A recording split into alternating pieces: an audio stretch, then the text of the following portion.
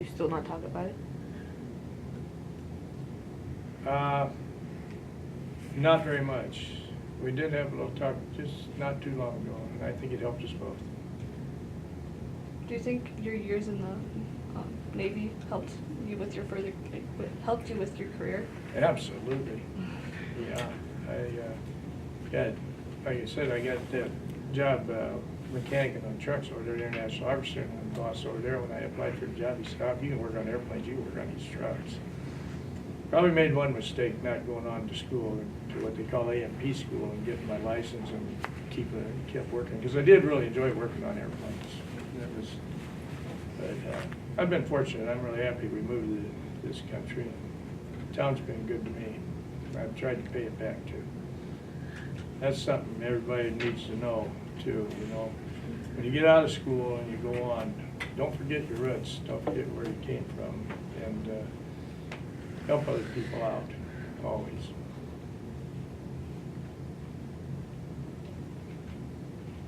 You're pretty quiet. You got something to say. Oh. Did you stay in the profession of fixing?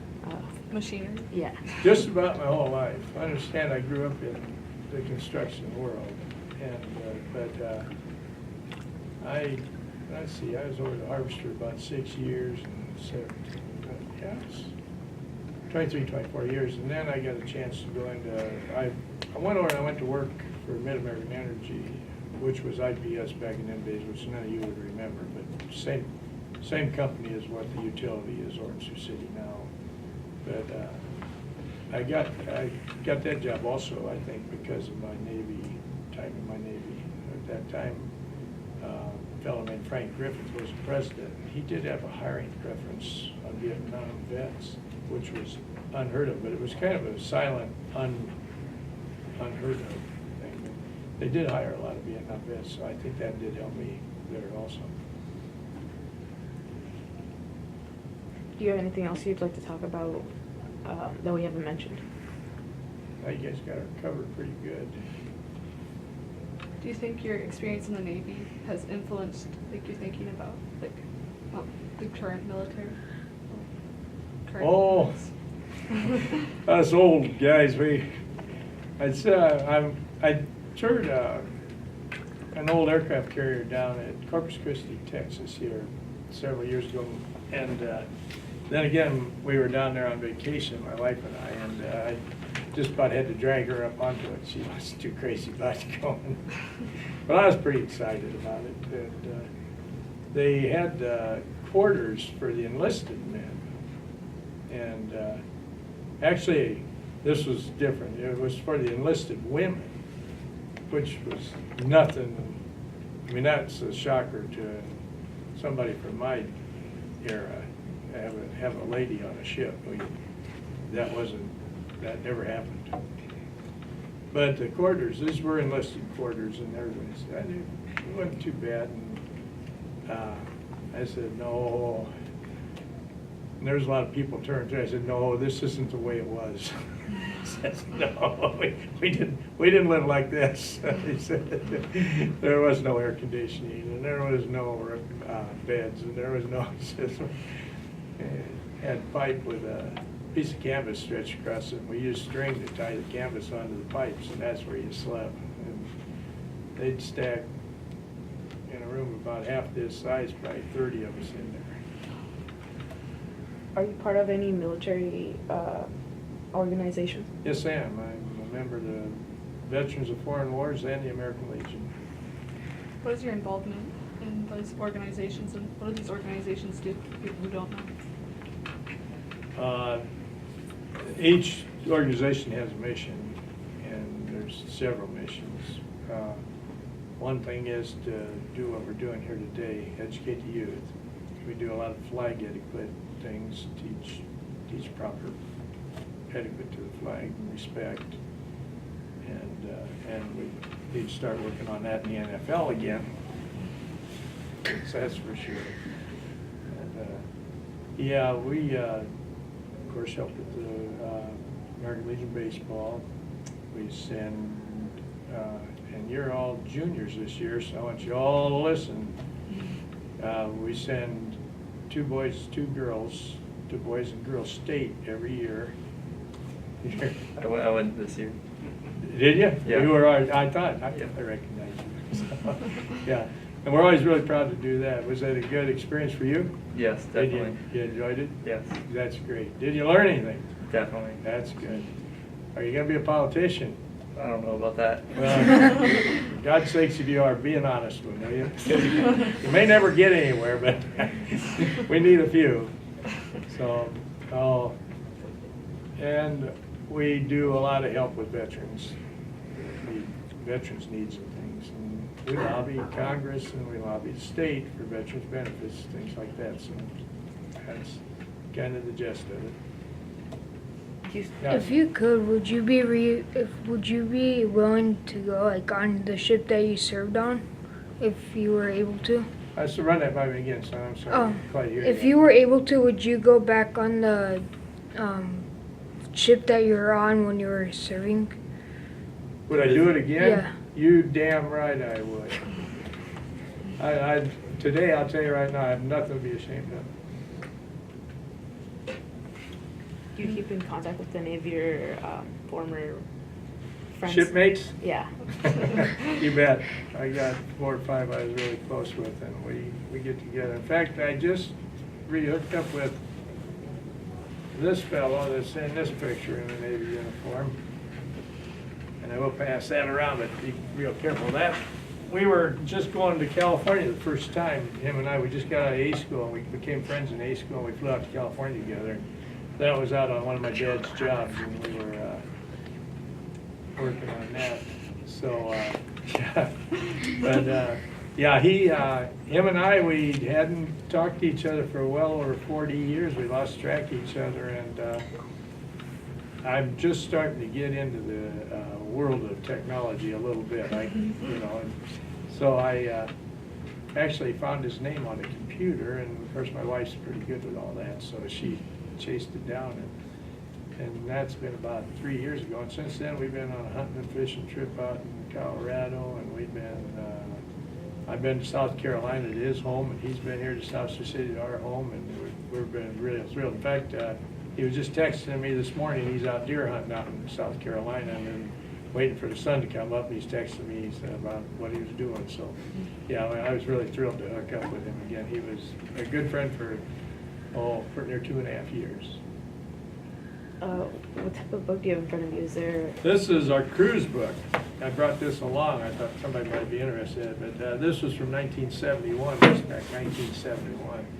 And this is kind of the fun cruise, because like I said, we didn't fly that much in 71 and stuff, but you sure welcome to just glance through it if you like.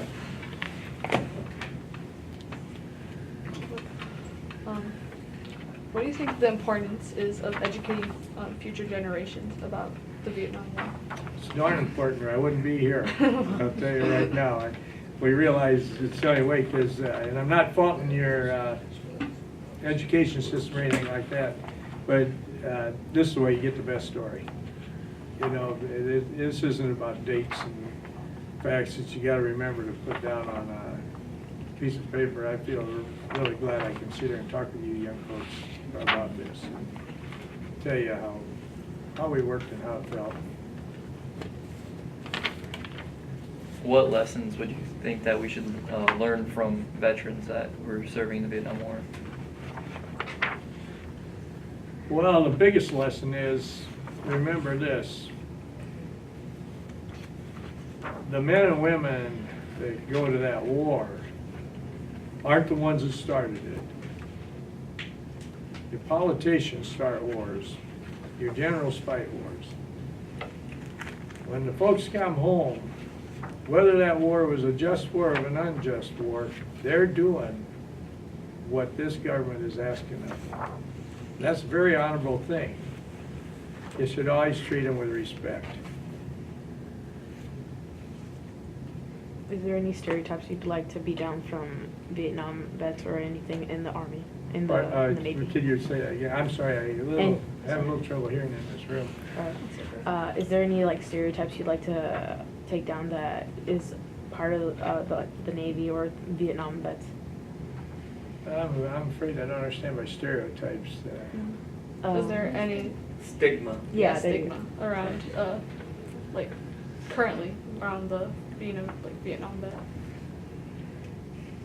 Oh, I think we've all healed. Not everybody, but I think we've all healed a lot. I know I have. Like you say, 20 years ago, I never would have been sitting here. No chance.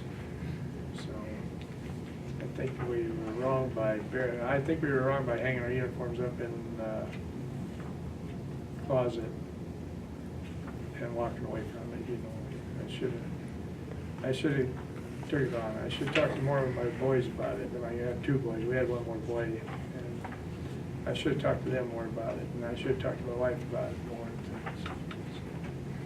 Because I wasn't a very nice guy when I got out. That's for sure. I don't know if I'm a nice guy now, but I'm a better person, I think. How did your service experience affect your life after leaving the Navy? How did it affect my life? Your experiences. Oh, life changer. Like I said, it helped me in my career. Ended up with a darn good job for a guy that didn't have any education to speak of, you know, a darn good job through life. I was able to provide for my family, sent 2 boys to college. I'm pretty proud of that. That's probably the thing I'm the most proud of. But yeah, I feel the Navy had a lot to do with that. They taught The following students have messages in the office: Kimberly Solanas Moreno, Cindy Garcia, and Alex Meza.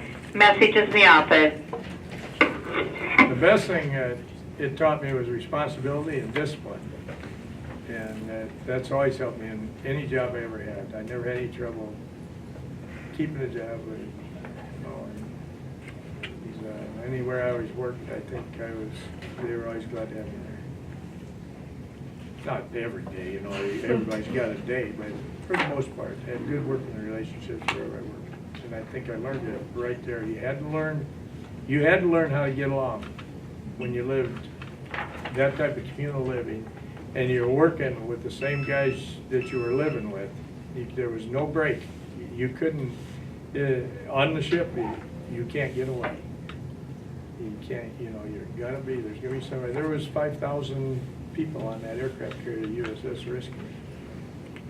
And that was a very small carrier compared to today. Today's aircraft carriers, holy mackerel, they're twice as big as that one. And I thought that was, when I first started, I caught that ship in the Philippines. They flew me over. The squadron had already went over, and I got my orders, and they flew me over from Travis Air Force Base in San Francisco to Clark Air Force Base in the Philippines, and then I took a bus over to Subic Bay Naval Base. And when I come around, I got off that bus, I'm telling you, and I looked at that ship, I thought, holy mackerel, this is a big sucker. Well, finally, do you have any last message you would like to leave about war, or just your experiences in general for us and future generations? Yeah, I'll say this. Everybody that was either born or immigrated to this country should have a deep pride for this country. And you should be willing to serve this country. If there's one thing I write my congressmen and senators about, even on the state level, is that I feel that everyone that graduates from high school has been given the greatest thing in the world, a free education, right through to your senior year. It's not free, because a lot of people pay for it, but it's a great system we got. We pay our taxes, our children get educated, and everybody gets a chance for it. And you should be very proud of that.